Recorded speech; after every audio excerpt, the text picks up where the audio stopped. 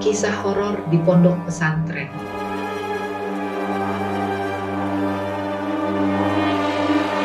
Selamat datang di Skype Horror. Kali ini saya Ci Olive akan menceritakan sebuah cerita yang dikirimkan oleh pendengar setia podcast pada malam hari. Tanpa lama-lama lagi, seperti biasa jangan lupa siapkan cemilan dan minum kalian. Saya Ci Olive akan memulai cerita ini.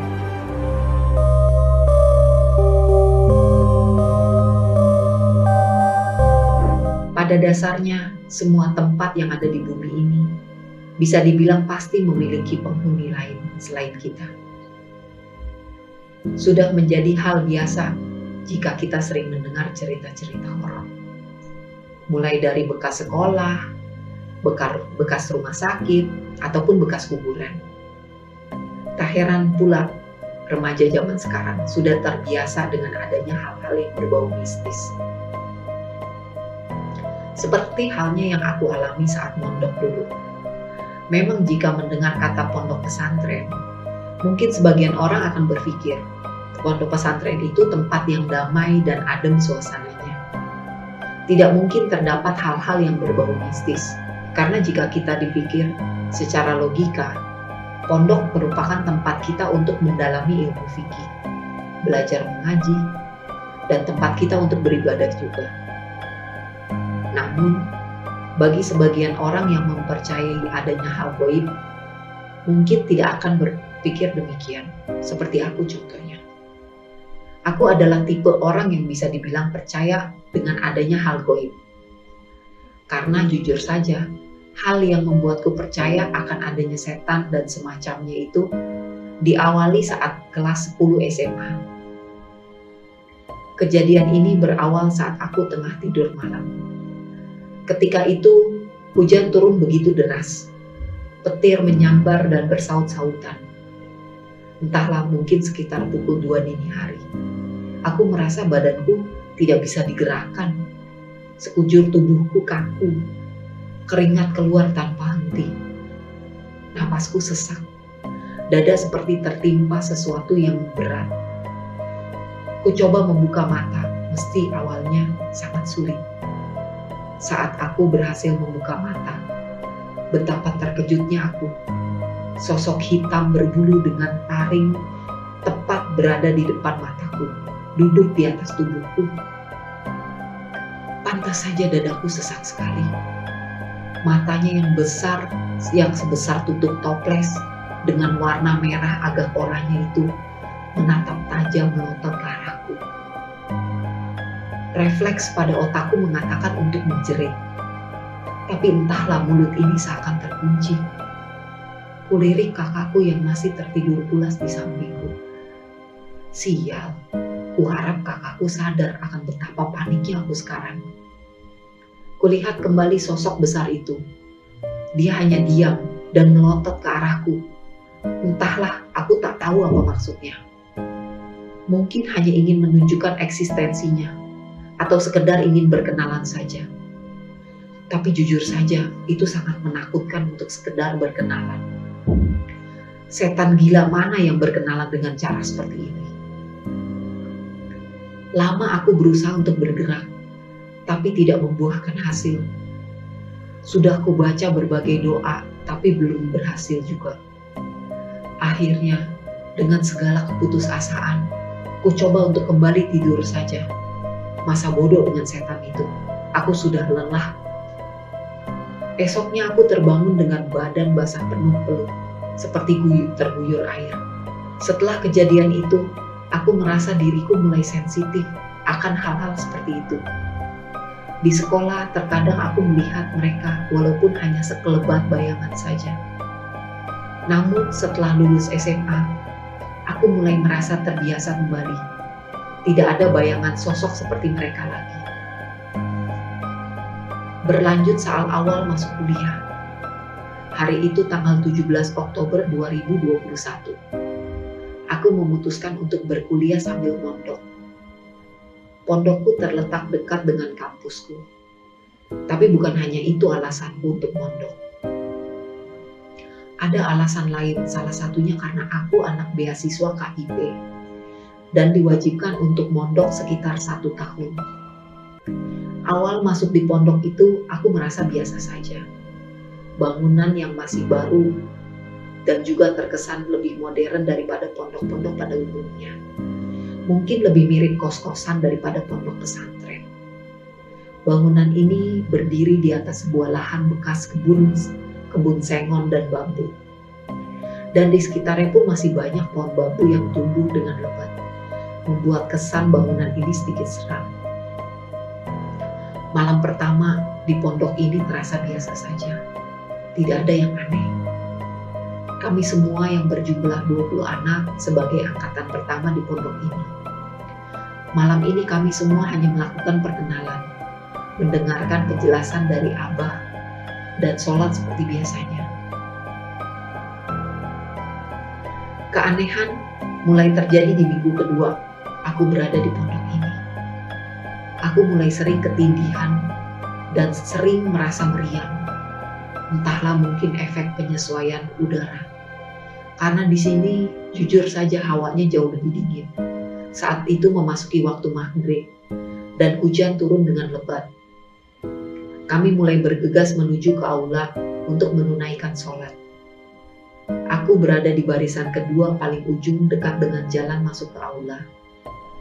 Entah aku yang melamun atau memang sedang sial. Mataku melihat sesosok perempuan berambut sebahu, menggunakan baju putih dengan muka yang cukup rusak. Dia mengintip di sela-sela tembok dan pintu. Oh ya, aula ini berada di lantai 2, sedangkan lantai 2 ini masih kosong kamarnya. Hanya di lantai bawah, kamarnya sudah terisi sebagian. Jujur saja aku hanya melihatnya sekilas. Setelah itu dia menghilang entah kemana. Tak lama setelah itu, Abah pun datang dan kita mulai menunaikan sholat maghrib. Esoknya aku menceritakan hal itu ke temanku. Kebetulan hari itu ayahnya sedang datang untuk berkunjung. Dia bilang ayahnya juga melihat perempuan itu. Sekadar informasi, ayahnya temanku ini bisa dibilang mempunyai kemampuan istimewa. Biasa membantu orang-orang untuk berobat dari hal-hal semacam itu. Setelah aku menceritakan hal ini, beberapa hari kemudian temanku mengatakan bahwa sosok itu sudah dipindahkan oleh perewangan ayahnya. Tak terasa aku memasuki UTS, dan saat itu kuliah masih secara online. Aku dan satu temanku, sebut saja Lia, kami satu jurusan di kampus. Malam itu kita sedang bergadang di tangga menuju lantai 2, mengerjakan deadline tugas sekaligus menunggu air pump penuh. Waktu itu jam sudah menunjukkan pukul 12:30 pagi. Kami berdua masih asik mengerjakan tugas. Sesekali kami bercanda dan mengobrol agar tidak terlalu hening.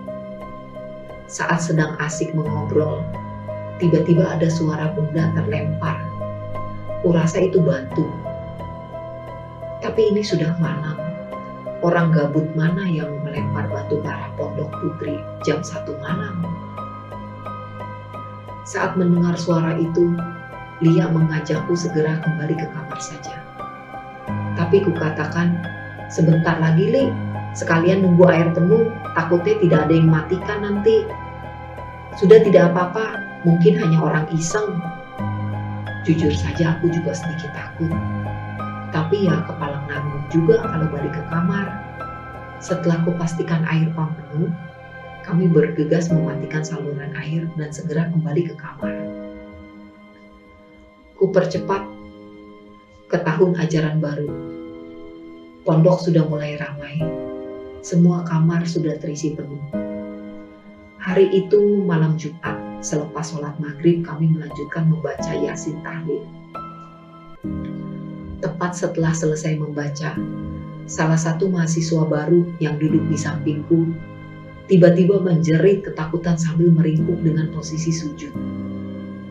Semua orang panik. Aku yang berada di sampingnya hanya bisa terdiam. Jujur saja, dari awal sebelum sholat, aku sudah tahu bahwa dia memang sedang ada sesuatu. Kami bersama-sama mulai membaca ayat kursi dan mencoba menghubungi salah satu pengasuh pondok kami. Panggil saja Pak Misbah. Setelah Pak Misbah datang dan anak itu ditenangkan, akhirnya kita melanjutkan sholat Isya. Sekadar informasi saja, malam sebelumnya sebelum kejadian, sebut saja anak yang kesurupan tadi Ana. Dia juga mengalami hal yang sama saat akan tidur di malam sebelumnya. Dia bilang melihat seseorang berjalan ke arah dapur. Awalnya anak kira itu aku, karena memang aku sering ke dapur malam-malam hanya untuk membuat mie. Namun, kubantah karena hal itu, karena memang malam sebelumnya aku tidur lebih cepat dari biasanya. Memang sebelum kejadian itu Ana sudah merasakan hal aneh dari hari-hari sebelumnya. Bisa dikatakan Ana ini anak istimewa. Dia sudah bisa melihat hal seperti itu dari kecil. Katanya sih keturunan. Berlanjut ke beberapa bulan setelahnya. Salah satu teman kami, sebut saja Ani. Ani saat itu baru pulang dari kampus karena ada kegiatan. Waktu menunjukkan pukul 6:30 malam. Dia yang waktu itu hendak memasuki gerbang tiba-tiba berhenti. Di depannya berdiri sosok hitam besar, seperti menghadang jalan masuk Ani. Beruntung saat itu ada temannya yang melihat perilaku aneh Ani. Mereka berdua langsung menuntun Ani untuk masuk ke dalam. Kata Ani saat itu rasanya campur aduk. Ingin lari tapi tidak bisa. Badannya kaku seperti patung. Jujur saja dari sekian banyak cerita horor dan aneh itu, sekarang kami sudah mulai terbiasa. Belum lama ini, aku dan teman sekamarku juga merasakan lagi. Awalnya kami sedang bermain HP. Temanku berkata, dia mencium bau amis yang menyengat. Sebenarnya aku tidak terlalu sadar akan bau itu. Padahal pintu kamar kami masih terbuka lebar, karena kupikir mungkin itu bau bangkai hewan. Tapi saat aku menyuruhnya untuk menutup pintu, bau itu mulai menyengat di hidungku. Tak ingin berpikiran negatif, aku memutuskan untuk tidur saja, karena memang jam sudah menunjukkan pukul 1 dini hari. Esok harinya temanku bercerita, tadi malam setelah kejadian itu, dia pergi untuk membuat mie di dapur. Namun, saat ingin kembali ke kamar, dia melihat sosok permen di depan gerbang, di antara pohon pisang. Awalnya temanku tidak sadar akan sosok itu, karena pada awalnya dia hanya melihat mata merah menyala di antara pohon pisang itu. Tapi semakin ditatap, mata merah itu semakin jelas bentuk dari sosok itu. Katanya jika melihat hantu, kita nggak boleh menatap matanya. Karena hal itu bisa mengundang mereka. Benar saja. Saat tidur temanku bermimpi didatangi sosok permen candy tepat di depan wajahnya. Memang ya, di kehidupan ini kita tidak bisa jauh-jauh dari hal-hal gaib. Tapi kita sebagai umat beragama memang sudah sewajibnya untuk mempercayai adanya hal gaib.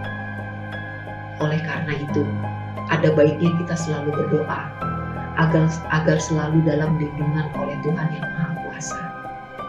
Tak lupa juga untuk selalu beribadah agar senantiasa merasa tenang. Juga jangan lupa selalu berdoa dalam melakukan segala hal agar selalu dimudahkan dan diberikan keselamatan. Demikian cerita yang dikirimkan oleh pendengar setia Skypop Horror yang sudah saya bacakan. Jangan lupa untuk follow semua akun sosial media agar kalian bisa mendengarkan cerita-cerita horor yang akan saya ceritakan. Saya Ci Olive, pamit undur diri. Terima kasih.